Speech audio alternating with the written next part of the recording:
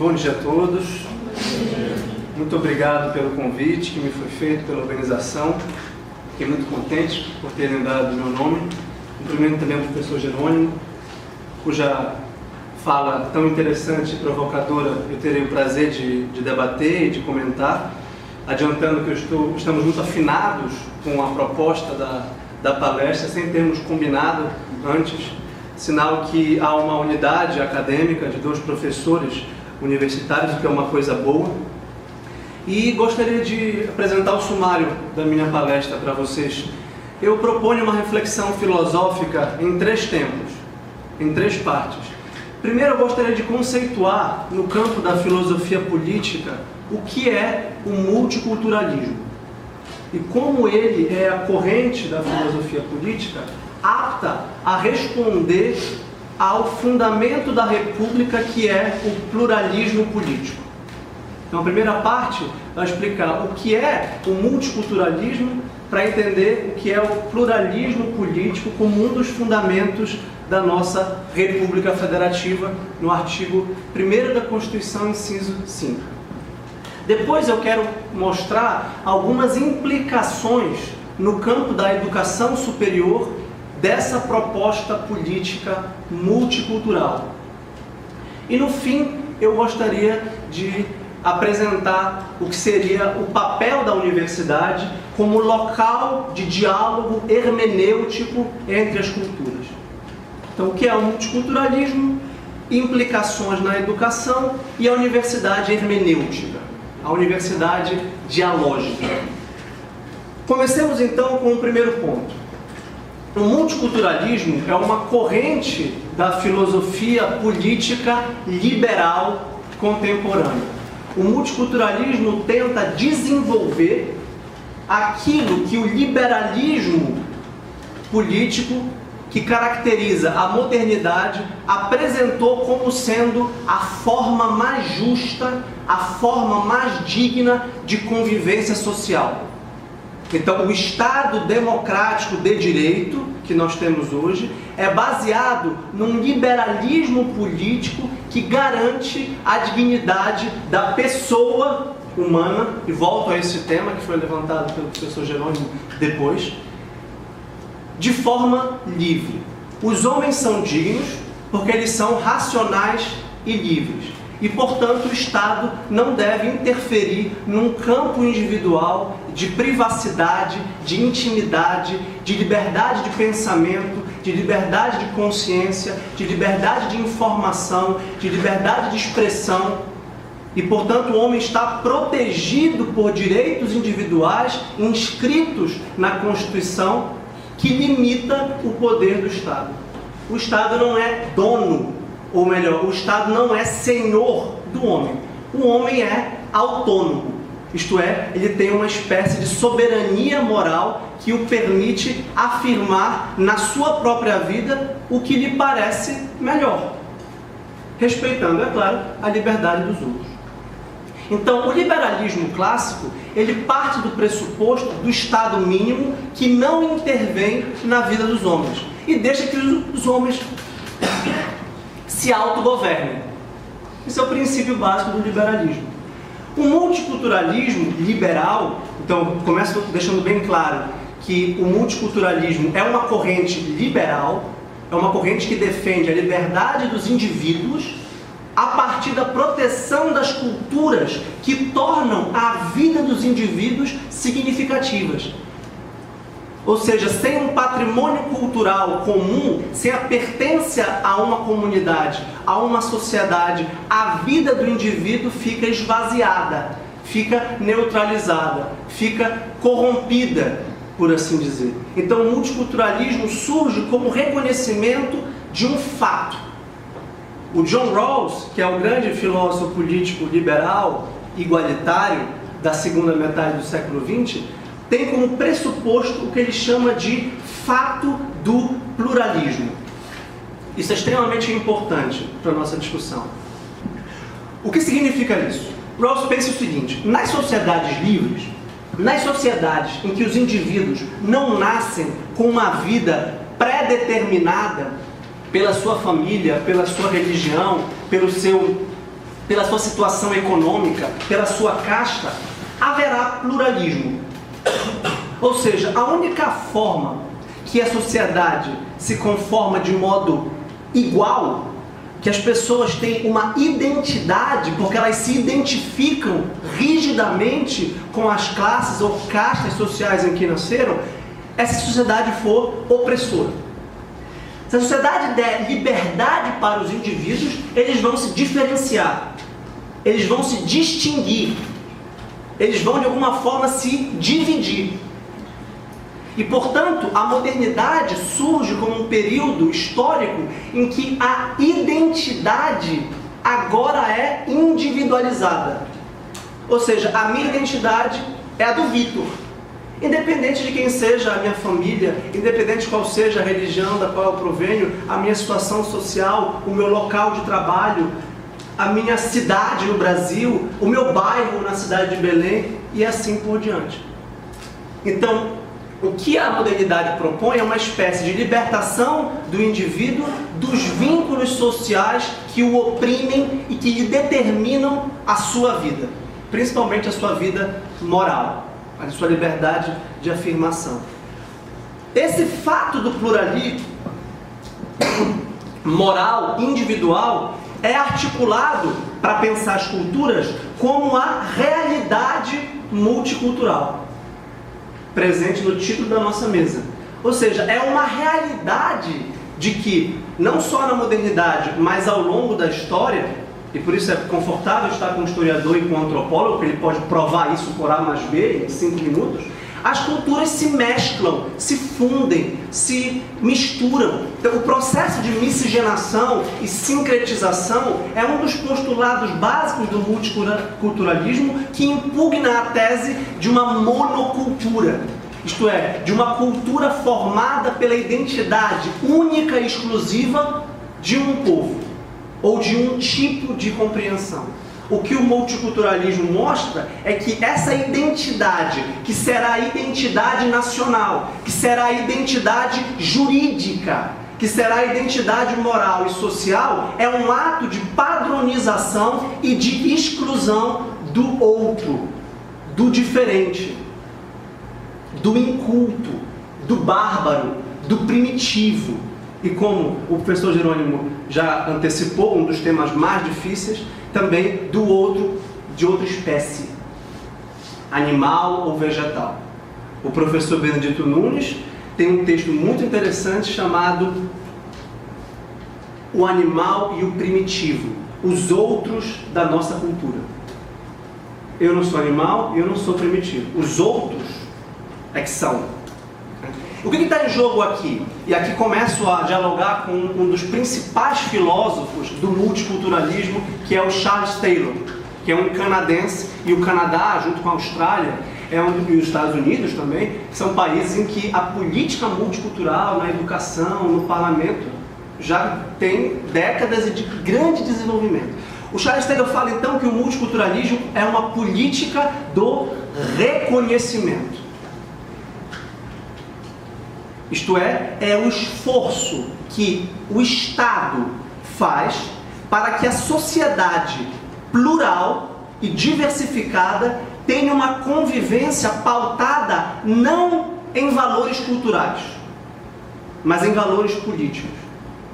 Então a proposta é de que a nossa sociabilidade, a nossa convivência social não dependa da nossa religião, da nossa etnia, da nossa raça, da nossa situação econômica, do nosso sexo, mas dependa da nossa pertença a uma nação liberal, que exatamente reconheça a alteridade e cuja identidade, e portanto a expansão dos direitos políticos como da cidadania para todos, a expansão de direitos de educação e saúde para todos, para que haja uma igualdade política diante da desigualdade cultural, diante da diversidade cultural.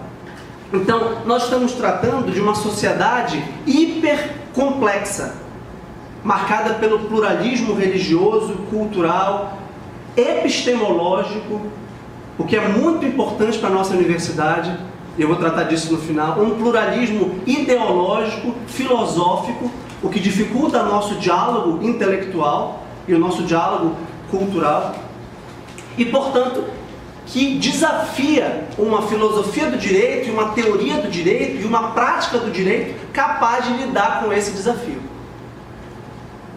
Porque senão haverá a continuidade de um modelo não liberal e excludente, não multicultural, de Estado que finge que não há diversidade cultural. Mas, ora, se fingir é ignorância ou má-fé. Por que ignorância ou má-fé? Porque basta abrir os olhos e percebermos que a história do Brasil é marcada por esse sincretismo e por essa miscigenação. Sem ir muito longe, para me deter em dois clássicos, basta ler, por exemplo, a obra do Gilberto Freire ou do Darcy Ribeiro para perceber que o povo brasileiro é mestiço.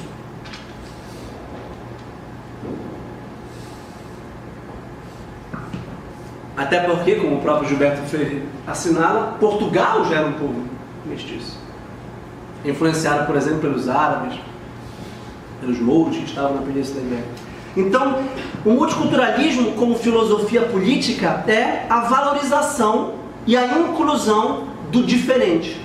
É a tentativa de romper com um padrão cultural que oprima e que desabone o diferente. Porque isso seria privá-lo de direitos. Direito de liberdade, direito de autoafirmação, direito de ser quem se é. Mas surge um problema. Não é só incluir. De alguma forma tem que converter. E aqui está o problema. Converter o que? É uma religião? Não, eu acabei de dizer que o Estado é neutro. Mas converter a uma forma liberal de convivência. De respeito, de tolerância pelos diferentes dele também. Pelos diferentes dos diferentes. Então, como tolerar os intolerantes? Como incluir o diferente que não aceita o oposto dele? Então, a grande contribuição do Charles Taylor, a meu ver, é que como pensador liberal, considerado comunitarista ou comunitário, ele percebe que o próprio liberalismo não é neutro plenamente, mas é o desenvolvimento orgânico do cristianismo, segundo ele. Ou seja, foi uma experiência histórica específica que gerou o Estado liberal da tolerância pluralista. Não quer dizer que se teria que tornar cristão para pertencer ao Estado liberal. Não é isso. Mas deve haver o reconhecimento universal da dignidade da pessoa. Claro que esse postulado, ou esse pressuposto, se baseia exatamente no valor irredutível de todo homem considerado do ponto de vista individual. Ou seja, o comunitarismo não é um coletivismo. Não é uma compreensão de que os povos são unidades fechadas, cujos indivíduos pertencem como uma máquina ou como uma peça de uma engrenagem. Se na sociedade liberal os indivíduos são dotados de uma personalidade ou uma identidade própria, os povos também têm uma identidade própria e merecem respeito. Agora, quando esses povos, e vejam, o princípio da autodeterminação dos povos, um dos princípios que rege o Brasil nas suas relações internacionais, de acordo com o artigo 4º da Constituição. Quando esses povos, como os muitos povos indígenas que pertencem ao Brasil, que estão no Brasil, estão integrados a uma sociedade política como a brasileira, há uma relativização dessa autodeterminação para que eles possam exercer os direitos, gozar dos direitos, cumprindo os deveres da sociedade liberal. Então, aqui é uma dialética que na prática política e na prática jurídica é extremamente difícil. Porque o respeito, como muito bem frisou o professor Jerônimo, não é a aceitação plena. É o reconhecimento que dá dignidade à autoafirmação do indivíduo ou do grupo ou do povo. E por isso o comunitarismo está ligado ao nacionalismo. Isto é, a ideia de que há culturas nacionais diferenciadas e que os imperialismos que são as tentativas de avassalar culturas inferiores fora da nação, existe dentro. Isso é importante. Se a gente, Guerra do Paraguai, por exemplo, a gente oprimisse e colonizasse o Paraguai, a gente estaria aparentemente colonizando outra nação. Bem, mas a colonização intranacional e não só internacional. Então, essa ideia do culturalismo é de que dentro de uma nação pode haver várias culturas. E aí eu tenho a formação, por exemplo, na expressão de um outro filósofo político importante, que é o Will Kinlica, estados polinacionais, estados poliétnicos. O Brasil é um típico exemplo. Ou seja, se há etnias diferentes que formam identidades jurídicas, políticas, morais e religiosas diferentes, deveria haver, por assim dizer, uma outra organização nacional. Porque senão o Brasil português, do homem branco, estaria dominando juridicamente esses povos, por assim dizer, oprimidos. Então, autonomia individual, autodeterminação dos povos. Esse é o ponto importante aqui. Ora, o multiculturalismo percebe o seguinte, que ao longo do processo histórico da democracia liberal, que é essa experiência que reconhece o indivíduo, que reconhece o outro, que inclui o outro, que dá direitos ao outro, há um processo de fragilização e de vulnerabilidade de certos grupos, que precisam do apoio do Estado, que precisam do apoio da sociedade como um todo, constituída politicamente pelo Estado, para que não sejam rechaçados, alijados, colocados de escanteio pela sociedade. Então surge uma política de inclusão das minorias. Minorias historicamente prejudicadas por esse processo de identidade monolítica, por esse processo de identidade pautada numa única forma de vida. E aí, a tentativa de valorizar a pluralidade e incluir esses grupos. E uma coisa que eu vou falar no final, principalmente dar voz ao outro.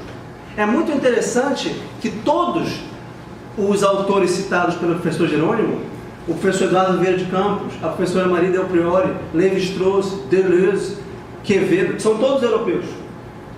2 brasileiros, mas a professora Eliane Moreira, por exemplo, que trabalha com socioambientalismo e com o direito das comunidades tradicionais, aqui no nosso programa de pós-graduação, traz os próprios indígenas a falar, se preciso com tradutores,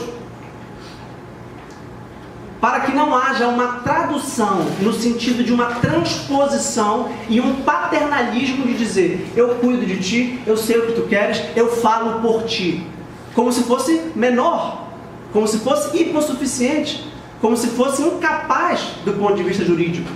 Vejam a problemática que nós estamos envolvidos. Isso já é inferiorizar, isso já é subestimar a comunidade tradicional.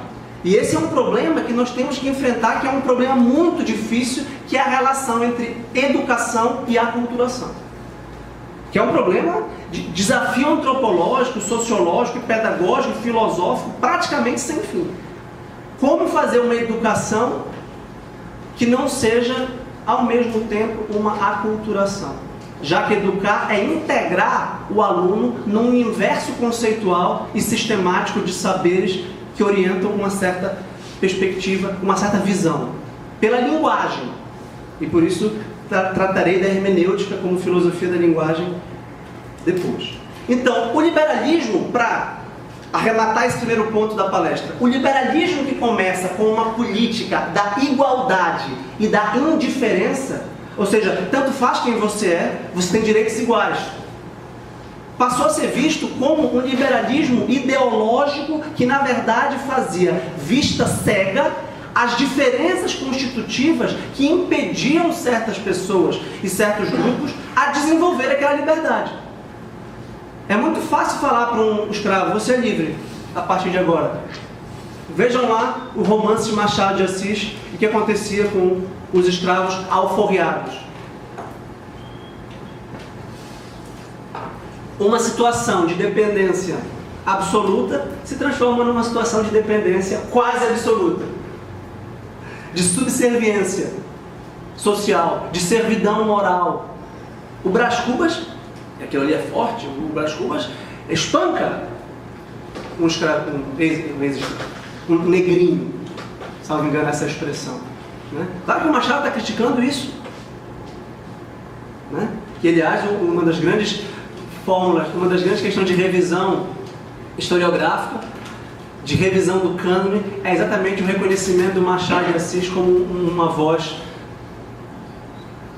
não negra, mas uma voz mestiça, uma voz de um mulato. Isto é, uma voz de um outro falando dentro do cânone, no centro do cânone da literatura brasileira. O Rosa também é um outro autor para pensar essa alteridade. O Rosa dava voz aos animais, aos sertanejos, aos índios, às estrelas. O Rosa era um místico nesse sentido panteísta, que ajuda muito a expandir uma visão reducionista, uma visão redutora da realidade. Claro que o multiculturalismo está no cerne do debate sobre a cultura, sobre a literatura, sobre as representações simbólicas que nós temos de nós e dos outros, né? Presentes na linguagem.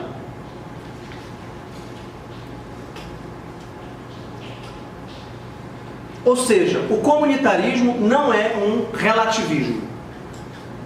O comunitarismo é um credo liberal específico.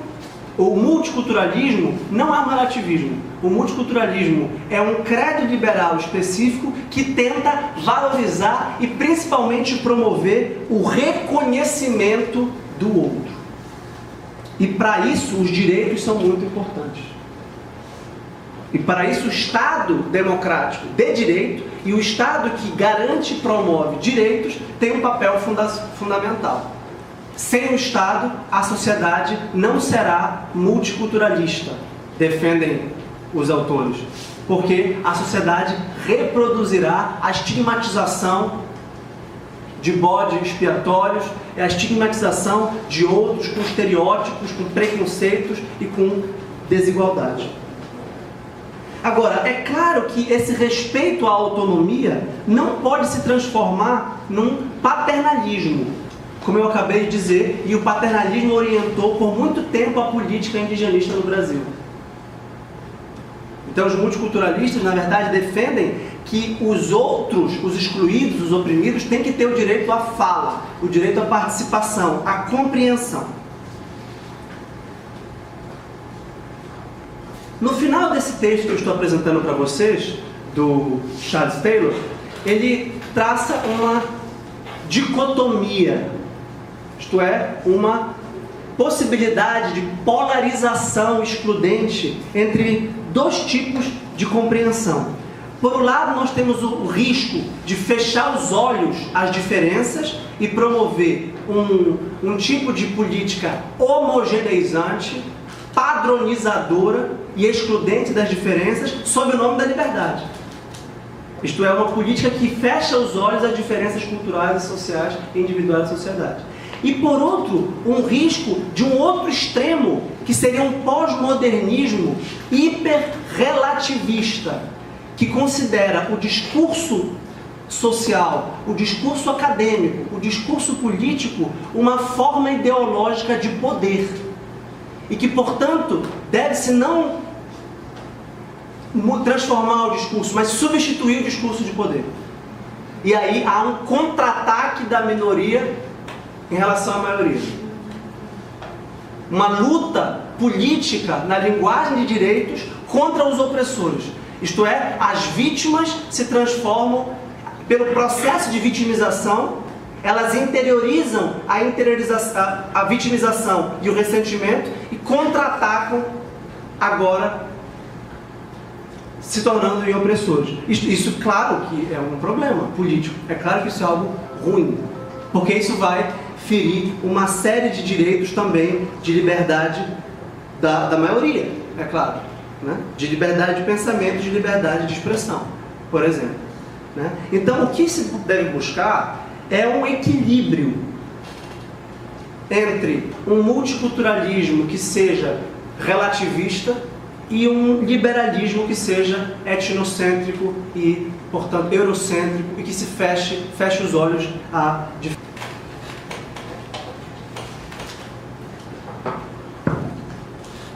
E na terceira parte eu falo da educação superior, a universidade, e especificamente a Faculdade de Direito, como proposto pela organização.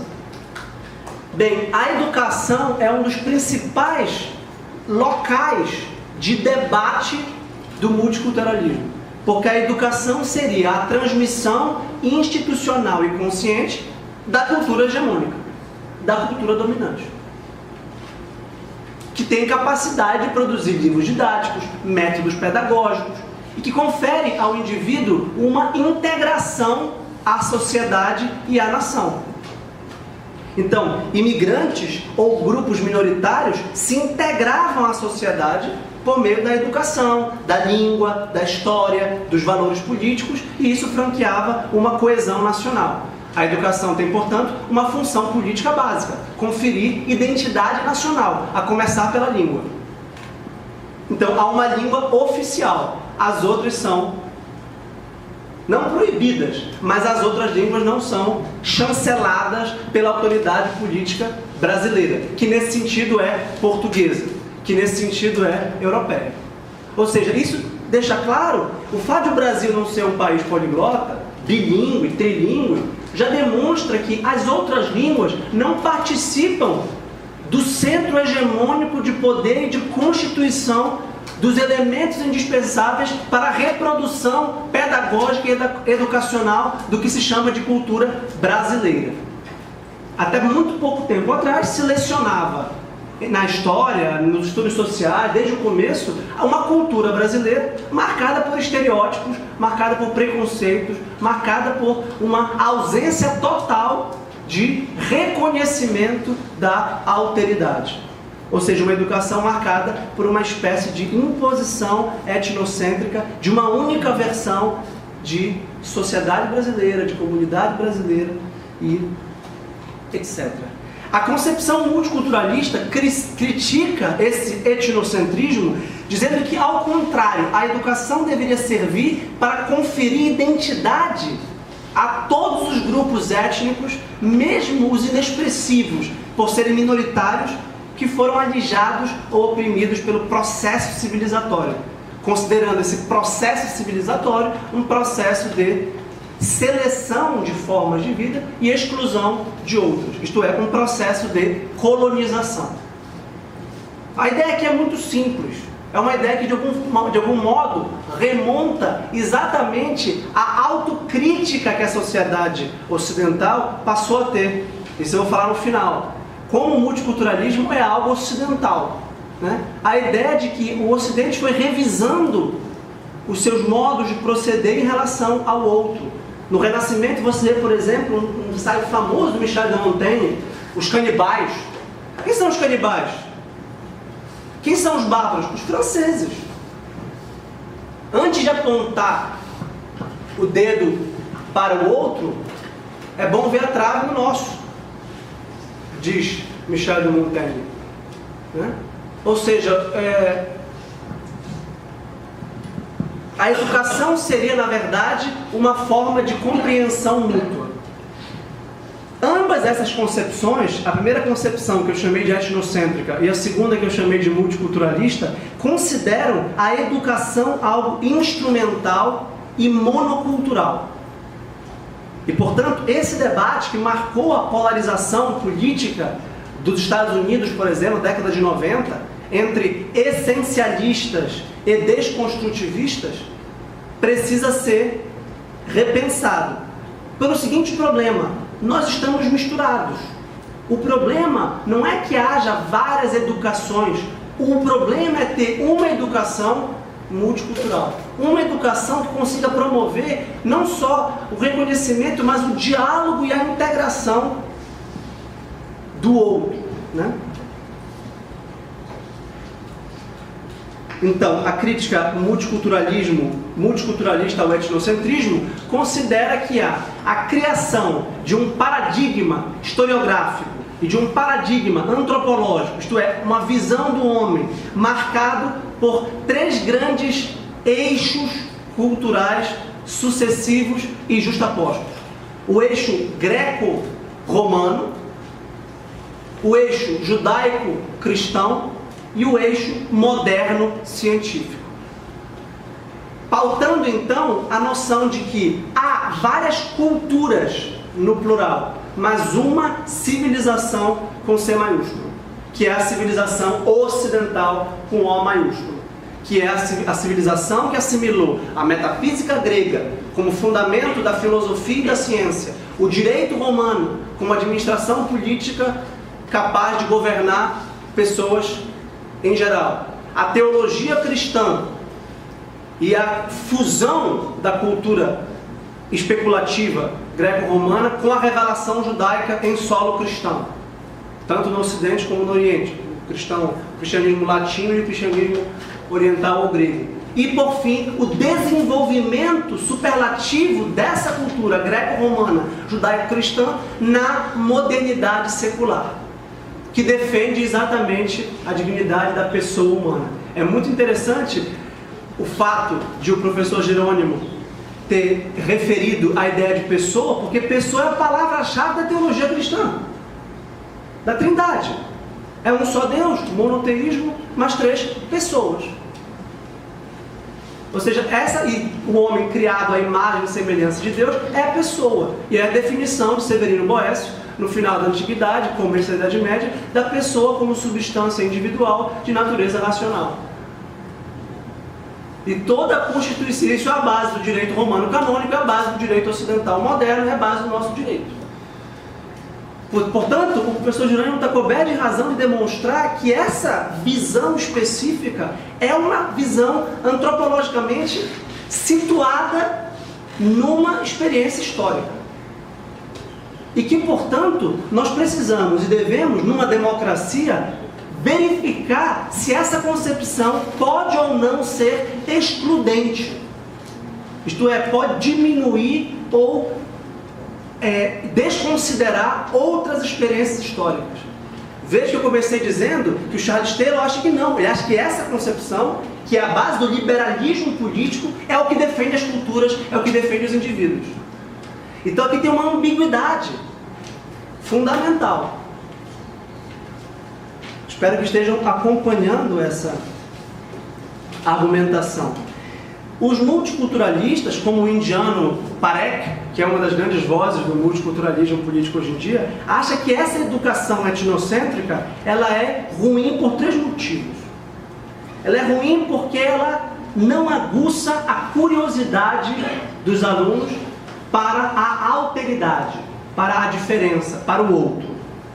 Não aguça, em segundo lugar, a imaginação dos alunos. E, portanto, em terceiro lugar, não desenvolve o senso autocrítico, de crítica aos gregos, de crítica aos romanos, de crítica aos judeus, de crítica aos cristãos, de crítica à modernidade, à ciência, à tecnologia, de crítica à democracia, ao liberalismo e assim sucessivamente. Ou seja, toma como ponto de partida ou como premissa dogmatizada, elevada ao nível irrefutável de dogma, de que essa civilização é realmente a melhor, a superior e que, portanto, isso não pode ser debatido.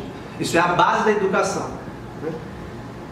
Portanto, essa educação que ele chama de monocultural seria arrogante, insensível e o fundamento de um racismo.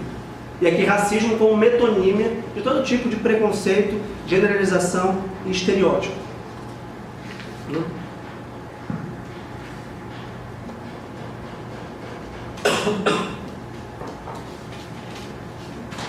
Ou seja, essa educação ela não é apta, ela não se adapta à democracia liberal. Essa educação monoculturalista não seria capaz de responder ao princípio constitucional, por exemplo, do pluralismo político, que reconhece a pluralidade. Porque não é uma educação plural, é uma educação singular, homogeneizante, padronizante. Essa é a ideia. Então, a educação multicultural seria uma educação verdadeiramente livre, porque livre de preconceitos etnocêntricos e livre para explorar e aprender de outras culturas e perspectivas. Veja que eu estou sendo ao máximo dialético nessa exposição, porque essa característica é importante, o diálogo. Qual é o contraponto ao multiculturalismo é de que o multiculturalismo pode dogmatizar essa crítica e neutralizar o alcance da civilização ocidental. Como se dissesse, todos os povos podem se autodeterminar e devem ter as suas culturas preservadas. Menos o Ocidente, menos a tradição ocidental. Então, com o risco de criticar e de reconhecer o elemento potencialmente opressor dessa cultura, corre-se o risco de criar um preconceito contra ela. Esse que é o ponto. Pelo seguinte, isso está muito debatido, documentado, teria o maior prazer de compartilhar com vocês a bibliografia que eu tenho aqui na minha sala, nos Estados Unidos. Pelo seguinte, os estudos multiculturais nos Estados Unidos passaram a, com o pretexto de incluir a literatura africana, de incluir a literatura asiática, de incluir formas culturais não literárias dos nativos, os Native Americans, os nativos, passou a ter um grande preconceito e estereótipo contra a cultura ocidental.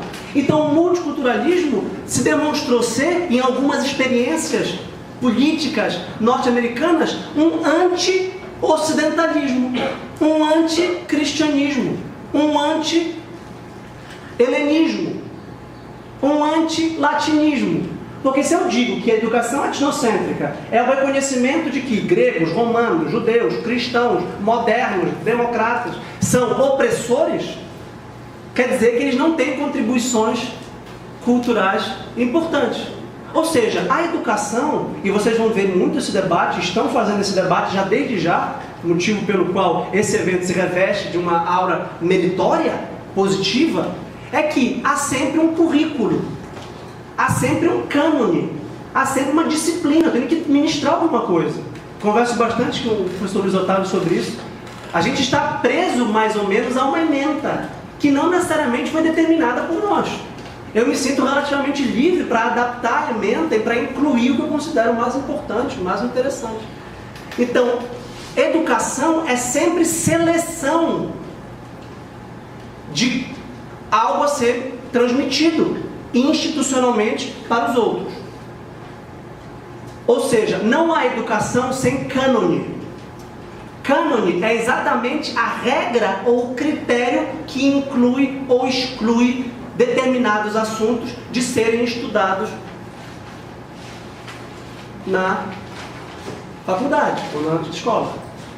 Por isso que há 32 horas para antropologia jurídica, 32 horas para a filosofia do direito, 32 horas ou 64 horas para história, nem tem mais. Ou seja, isso é uma seleção. Isso é, ao mesmo tempo, uma censura de determinadas disciplinas em proveito de outras. O currículo jurídico é multicultural? De jeito nenhum que o currículo é multicultural. O currículo é filosoficamente sólido? De jeito nenhum. O currículo é marcado por uma concepção de direito e marcado por uma concepção de educação e por uma concepção de ciência.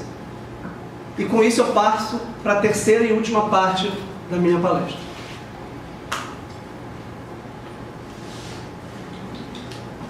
Recapitulando. Então, nós vimos na primeira parte que há uma política liberal multiculturalista que reconhece a autonomia individual e a autodeterminação das culturas ou dos povos. Nós vimos num segundo momento que a educação é um local litigioso de polêmica sobre o que incluir, o que excluir. E por qual critério, com qual função, com qual motivo. Isto é, na filosofia da educação, qual é o telos, a finalidade da educação? É uma pergunta que vocês, calouros, têm que se fazer agora. Que já se fizeram antes, mas que vão se continuar fazendo, porque vocês são livres de abandonar o curso. Eu dou aula no primeiro semestre, no segundo semestre, e acompanho, acho que toda sala tem um que desiste. Isso é absolutamente normal. Eu não desisti do direito, eu concluí o meu curso de direito, mas eu fui para a filosofia. O professor Jerônimo saiu da antropologia e veio para o direito. Nós somos intelectualmente livres. Qual é a pergunta fundamental da educação? Para que serve o conjunto de conhecimentos sistematicamente assimilados por uma faculdade na minha vida?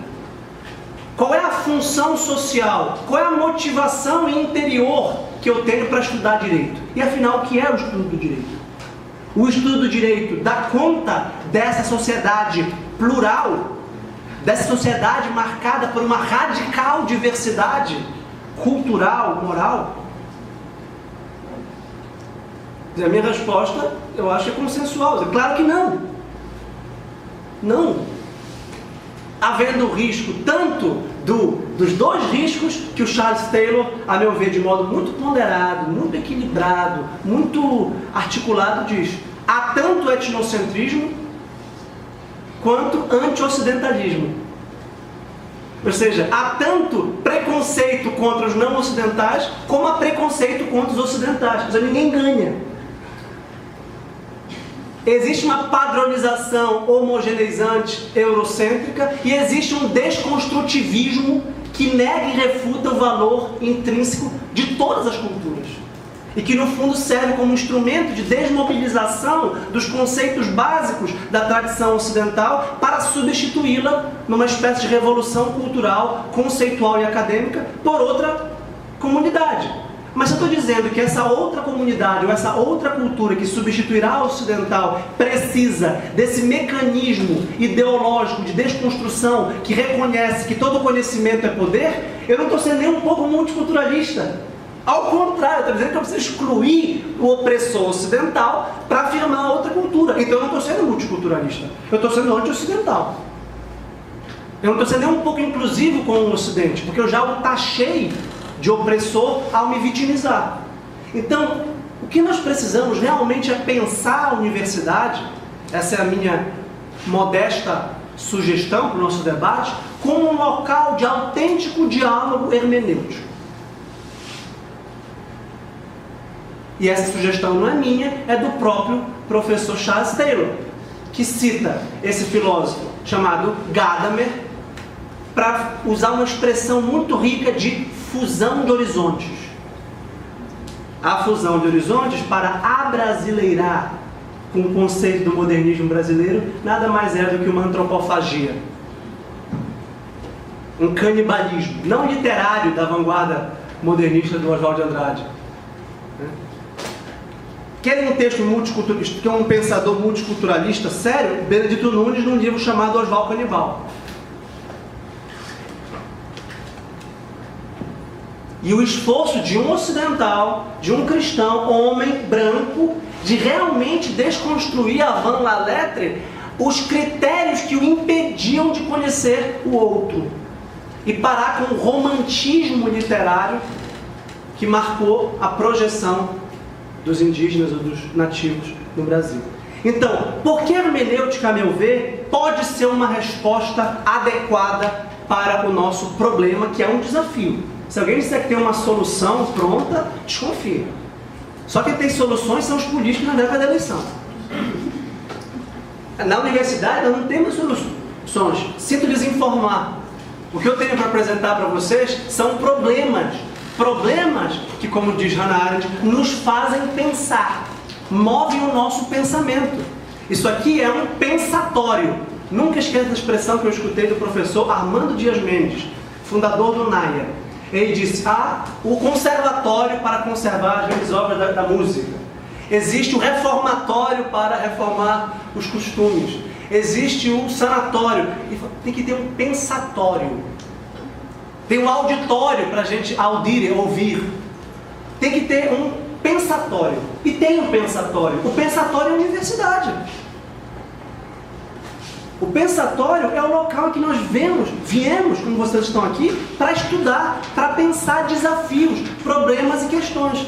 Ou seja, a universidade é um local antidogmático, por excelência.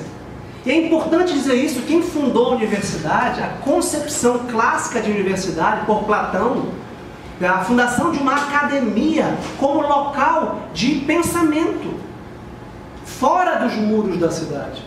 Para ver a cidade de fora, para tentar ter uma liberdade intelectual. A universidade, a academia platônica, era marcada pelo método socrático da pergunta. que conforme seja a pergunta, diferente será a resposta. Então o mais importante aqui é o diálogo e a pergunta. Agora, curiosamente, a Academia de Platão foi considerada como ceticismo.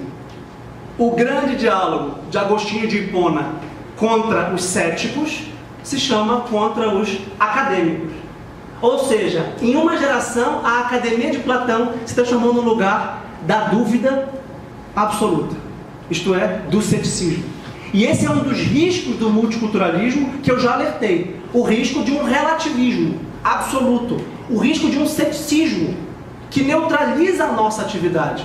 Ou seja, já que o multiculturalismo reconhece que toda produção de conhecimento é baseada em estruturas de pensamento étnicas, raciais, culturais, religiosas, sexuais e históricas, cada qual conhecerá diferentemente conforme seja a sua cor, o seu sexo, a sua raça, a sua religião.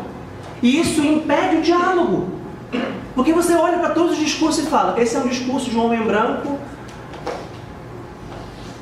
cristão e de Brasília. E olha para outro discurso e fala, esse é um discurso de uma mulher negra do interior do Nordeste. E eles não podem conversar? O relativismo impede a conversa, porque diz que cada um terá visões de mundo absolutamente diferentes.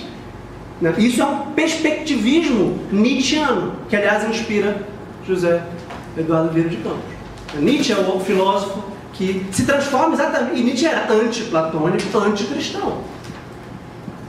Então vejam que a gente está aqui num campo minado para conseguir o diálogo, para conseguir isso que a universidade faz. E por que eu acho que a hermenêutica, seguindo Charles Taylor, e já achava isso antes de ler o Charles Taylor, pode ser um caminho? Porque a hermenêutica é baseada nessa compreensão de que nós somos seres dialógicos, dialéticos. A nossa identidade é formada pela alteridade. Isso oxigenaria profundamente a compreensão do direito, das leis e dos produtores e reprodutores de conhecimento. Porque o que é a universidade brasileira hoje, a meu ver? De direito, a faculdade de direito, já que estamos falando do ensino jurídico. A meu ver, é marcada por 3 elementos. Por uma concepção epistemológica de ciência, por uma concepção política de direito e por uma concepção pedagógica de ensino.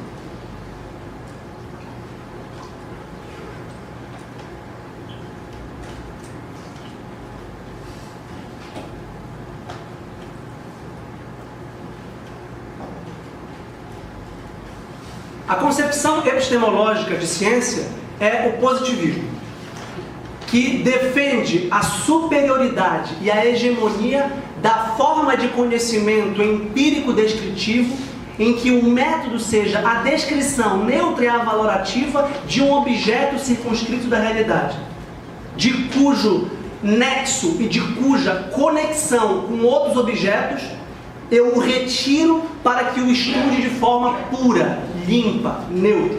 Por isso, na Faculdade de Direito se estudam as leis, desassociadas dos nexos, das conexões, dos vínculos com outros elementos da sociedade, da história. O que é um gesto artificial e um gesto de valor epistemológico, mas que pode ter como consequência a alienação. Ou seja, essa especialização, e vocês vão se tornar especialistas com bacharéis em Direito nas leis do Estado, vocês têm um método de descrição do ordenamento jurídico, em que só entram normas jurídicas estatais. Os ordenamentos jurídicos indígenas não são objeto de estudo da Faculdade de Direito. Os ordenamentos jurídicos, que a sociologia do direito reconhece como sendo espontâneos, não legislados, de comunidades suburbanas, por exemplo, favelas, por exemplo, tem um direito ali. Claro que vai ser o direito, então, marginal, vai ser o direito criminalizado, vai ser o direito que... Ou seja, não se investiga, eu não quero cair no relativismo, mas o modo como essa ciência do direito constitui o seu objeto, seleciona o seu objeto, censura uma série de assuntos. Censura a sociedade, a sociologia, a economia, a história, a antropologia, a filosofia, que são disciplinas relegadas a um nível meramente propedêutico, meramente introdutório, que serve como um capacho de entrada, o tapete da porta de entrada, em que se pisa ele e deixa do lado de fora. O importante das disciplinas propedêuticas é que elas não fossem propedêuticas simplesmente, é que elas fossem essenciais para que o aluno conseguisse fazer sociologia do direito civil, economia do direito administrativo, filosofia do direito tributário, antropologia do direito penal.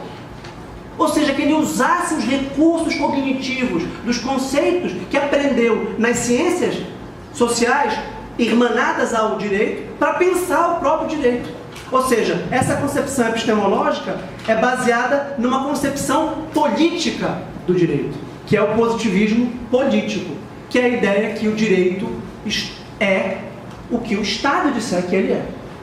Positivismo jurídico, concepção científica; positivismo político, concepção de que o Estado é a fonte soberana do direito. Isso aqui foi uma grande revolução de séculos de pensamento jurídico, porque isso excluiu do estudo do direito um objeto de conhecimento, chamado direito natural. Estudar o direito, até pouquíssimo tempo atrás, era estudar ética, chamava direito natural, e estudar lei, direito positivo. Ora, é simples, eu digo que direito natural não é direito. Por isso tem que lecionar direito natural na ética. O professor Sandro Alex, que estuda muito direito natural também no CESUPA, precisa lecionar direito natural na história do direito. O que está pressuposto? Que o direito natural não é direito. E que os direitos humanos, portanto, só são importantes serem estudados se forem positivados ou fundamentados pelo ordenamento jurídico dos Estados. Isto quer dizer simplesmente que se nós estivéssemos num Estado que não reconhecesse a Declaração Universal de 1948, nós não a estudaríamos. Nós não a estudaríamos porque ela não seria direito. Ela seria uma recomendação, uma exortação moral. E essa concepção epistemológica de ciência, baseada nessa concepção política de direito, gera uma concepção pedagógica de ensino, que é uma concepção marcada pela transmissão e reprodução de um objeto, de um conteúdo disciplinar. Isto é, uma concepção passiva e reificada do direito como um conjunto de postulados normativos que devem ser memorizados e reproduzidos, que massifica, vulgariza e simplifica o fenômeno jurídico. Ou seja, do ponto de vista filosófico, isso é de uma grande redução, isso é um reducionismo pedagógico. Porque vocês vieram de uma preparação do Enem e agora começam a se preparar para a prova da ordem e depois para os concursos públicos da mesma forma. Ou seja, vocês não se tornam pensantes, pensadores, reflexivos, críticos, mas sim passivos e meramente assimiladores desses conteúdos objetais, objetuais, objetivos que se reduziu o fenômeno do direito. Ou seja, o currículo jurídico ignora a questão cultural. Nós tivemos no século XIX a base, o reconhecimento de que há classes sociais que litigam numa sociedade. A questão do final do século XX é a questão cultural, como eu acabei de expor. Vocês acham que o currículo jurídico do século XIX tratava da questão social? Vocês acham que o atual currículo jurídico trata da questão cultural? Não. Como tratar da questão cultural nessa famigerada crise do positivismo? Essa expressão vocês vão escutar de todos os professores e dificilmente alguém discorda de que há uma crise no ensino jurídico, uma crise do positivismo e, portanto, há várias tentativas de responder a essa crise. E é boa a sensação de crise, não pela incerteza ou pela insegurança, mas pela motivação de pensar alternativas, como força motriz da investigação e da pesquisa. Então, há várias alternativas alternativas teóricas para responder a esse reducionismo. Eu vou elencar aqui 4. Exemplo, Grácia, por exemplo, uma lista meramente exemplificativa. Há outras alternativas, já que o pluralismo é o reconhecimento de que há várias doutrinas ideológicas, filosóficas e científicas acerca do direito. Você tem, em primeiro lugar, a grande tradição justnaturalista, que era a tradição hegemônica antes da insurgência do positivismo, que articula direito e ética e política. Então você pode abordar o direito refletindo do ponto de vista ético, do que é a dignidade da pessoa humana, por exemplo. Você tem uma abordagem oposta, que é o marxismo. Articular o direito como elemento de uma superestrutura ideológica de poder que encobre uma desigualdade econômica de classes. E o marxismo, há uma variedade de correntes marxistas, principalmente no marxismo ocidental, né? Escola de Frankfurt, Lukács, Gramsci e Companhia Limitada, e o marxismo que é provavelmente a doutrina ou a corrente hegemônica em grande parte das ciências sociais no Brasil, ou que pelo menos desenvolveu um conjunto de bibliografia de questões profundas no Brasil especificamente. Você tem, por outro lado, um pós-modernismo, que me parece hegemônico em muitos professores de direito, que querem fazer uma crítica do direito e usam desse pós-modernismo, que é, na verdade, por exemplo, na sua versão Foucaultiana, isto é, Michel Foucault, a articulação da verdade com a constituição de um sistema epistêmico de poder. Numa versão derridadiana, isto é, de Jacques Derrida, um outro francês, a ideia de que a linguagem esconde e mascara uma estrutura de percepção da realidade que não é única e que pode ser desconstruída e reconstruída. Ou você tem o que eu considero ser uma perspectiva apta a lidar com o desafio multicultural, que é uma abordagem hermenêutica do direito. E aqui eu me encaminho para a conclusão da minha palestra. A questão cultural, então, cultural entre aspas, assim, nesse sentido forte, abrangente, a própria definição da cultura já é uma celeuma antropológica e filosófica. Tá? É uma questão hermenêutica, é uma questão filosófica. A hermenêutica filosófica é uma corrente surgida no interior da fenomenologia no século XX, principalmente com o vulto da figura de Gadamer. Vamos se acostumando que é necessário na academia colocar os pingos nos is. Na academia é necessário dar nome aos bois. Você veja, o professor Jerônimo, o que eu anotei aqui, falou de uns 7 autores. É necessário isso para o rigor conceitual, para a sistematização do pensamento. E com isso eu pude saber exatamente o que ele pensa, o que ele defende, o que ele acha. E com isso a gente se insere no diálogo acadêmico com esses autores. Amanhã ele será o autor que, como José Eduardo Vieira de Castro, refuta uma antropologia etnocêntrica freiriana.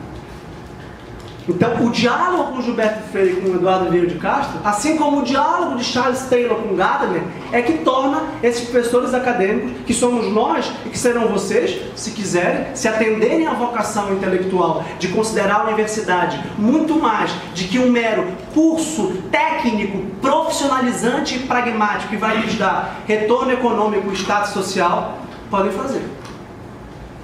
São convidados a aproveitar da universidade não só como um local de ensino e transmissão passiva de conhecimento, mas como de reprodução criativa e amplificadora, reflexiva e crítica do conhecimento. A questão cultural, e o direito é uma questão cultural, portanto, é hermenêutica porque ela é um ato da linguagem. E vejam, linguagem é muito mais do que idioma, é muito mais do que língua. Linguagem, aqui no sentido hermenêutico, é o nosso contato significativo com o mundo, que é sempre linguístico. E por ser linguístico, a nossa identidade se dá pelo reconhecimento que os outros têm de nós. E quando nós estamos em sociedade, quando nós experimentamos a vida em geral, nós estamos imersos num horizonte aberto ou fechado pela linguagem. Então, o modo como nós nos relacionamos com o mundo e com as coisas e com as pessoas é pela linguagem. E a linguagem é sempre um diálogo. A linguagem não está petrificada, cristalizada. A linguagem é dialógica e a linguagem é histórica. O que significa isso? Quando nós participamos desse jogo da linguagem, como diz Gadamer, nós podemos interagir criativamente e originariamente com essa linguagem, dotando as palavras de um outro significado. Ou seja, as palavras abrem o mundo, e por isso eu posso entregar o termo pessoa, que vem da palavra persona latina, que vem da palavra hipokeimon grega, que é máscara de teatro, que dá identidade a um personagem, que dá personalidade a um personagem, para pensar a teologia cristã, a antropologia humana, e depois para repensar tudo isso, ressignificando o conceito de pessoa pela mudança do eixo significativo da alma para o corpo. Ou seja, nós não estamos presos pela linguagem, nós só somos livres se pudermos explorar esse caráter dialógico da linguagem. Então não se trata de negar a linguagem como tal, como um sistema de opressão, como fazem muitas vezes os pós-modernistas, mas de explorar as possibilidades dialógicas da linguagem e começar a perceber a tensão nos termos, a tensão nas palavras, nos conceitos, nos estatutos jurídicos, nas formas de expressão. Essas formas de expressão carregam preconceitos, carregam estereótipos, estigmas. Eles excluem ou podem incluir também. Nessa época do debate acerca da humanidade dos indígenas, Bartolomeu de las Casas, Francisco de Vitória, na escola salmantina, em Salamanca, afirmam peremptoriamente que todos os homens são filhos de Deus. Logo, todos os homens têm alma e têm direitos naturais. Portanto, então a linguagem ela pode reduzir ou ela pode excluir. Nós estamos então num círculo hermenêutico baseado numa tradição. Qual é o grande ganho, a meu ver, da hermenêutica? É porque a hermenêutica não nega a tradição. Ao contrário, a nossa sociedade e a nossa linguagem é baseada numa história de recepção de certos conceitos, no nosso caso jurídicos, que remontam a períodos anteriores e cujo significado vai sendo contextualizado a cada experiência histórica. E por isso nós podemos fazer uma genealogia do conceito de pessoa. Para quê? Para enriquecer o conceito de pessoa pela eventual contribuição ameríndia. Mas isso será então uma fusão de horizontes. Um dos grandes grupos que levantam a bandeira do multiculturalismo, das feministas, do feminismo como tal, busca exatamente a contribuição cognitiva que as mulheres podem dar para o debate político, para o debate ético, para o debate social em geral.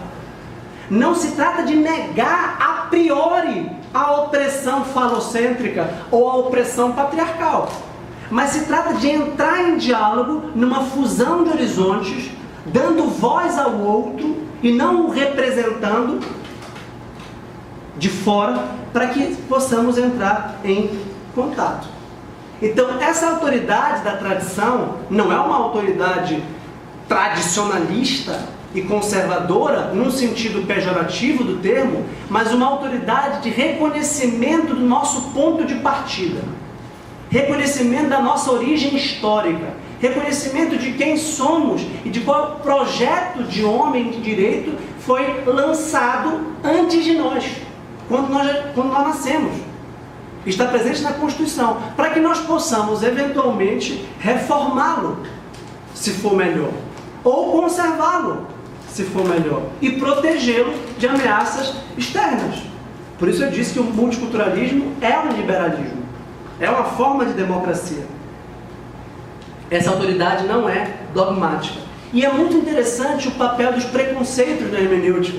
Porque essa palavra preconceito pode ter uma acepção negativa e pejorativa, que é uma visão previamente dada, redutora e projetiva no outro.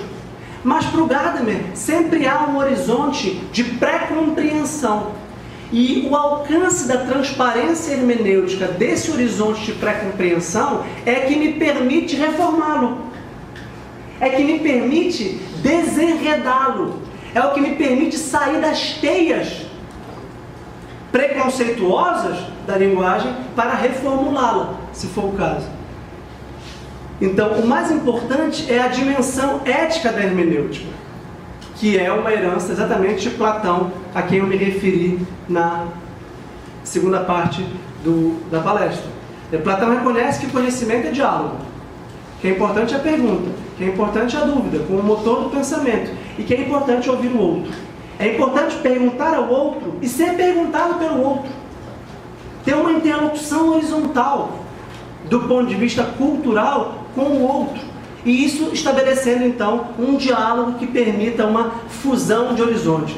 Essa fusão de horizontes, que aqui eu estou empregando no sentido cultural, essa fusão de horizontes culturais, pode superar o etnocentrismo. Porque o etnocentrismo, que é o anátema, o grande demônio a ser exorcizado pelo multiculturalismo, é o reconhecimento de que eu já sei quem é o outro. E antes de escutá-lo, antes de conhecê-lo, antes de me voltar a ele, eu já o pré-julguei. Eu já determinei quem ele é, a partir da minha identidade. Então o etnocentrismo é, no fundo, uma afirmação de si contra o outro. Isso aqui é extremamente importante porque isso é antidemocrático. É como se não houvesse, para falar em termos processuais, ampla defesa, contraditório. O outro não tem voz para dizer que o outro não é simplesmente um não eu. O outro é diferente. E não há uma projeção prévia da sua inferioridade. Assim como não há projeção prévia da superioridade da cultura ocidental. Há um diálogo que pode gerar uma hermenêutica jurídica condizente. É claro que a hermenêutica jurídica, portanto, vai reconhecer o direito como um produto da linguagem, como uma realidade linguística, histórica, efeitual. Isto é, que vai gerando efeitos históricos de acordo com os contextos de recepção dos postulados normativos. Ou seja, uma concepção hermenêutica do direito pensa que a Constituição de 88 está viva. Está viva na recepção jurisprudencial da sua interpretação, por exemplo, pela Suprema Corte, para o bem ou para o mal. É esse para o bem ou para o mal que tem que estar claro. Numa concepção dialógica, nós temos que sempre exercitar o benefício da dúvida. O Supremo Tribunal Federal pode errar ou pode acertar.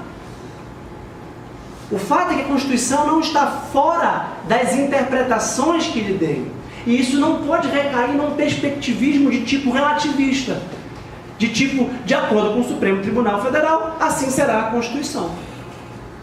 Porque isso é apenas a afirmação, dessa vez, da hegemonia política de um grupo, que pode ser muito bem antidemocrático.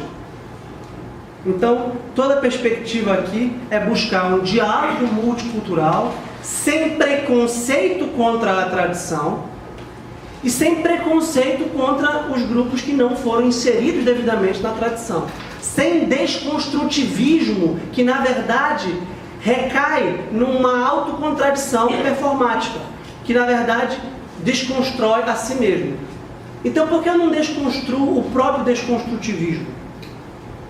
Se é para relativizar tudo, por que eu não relativizo o próprio relativismo?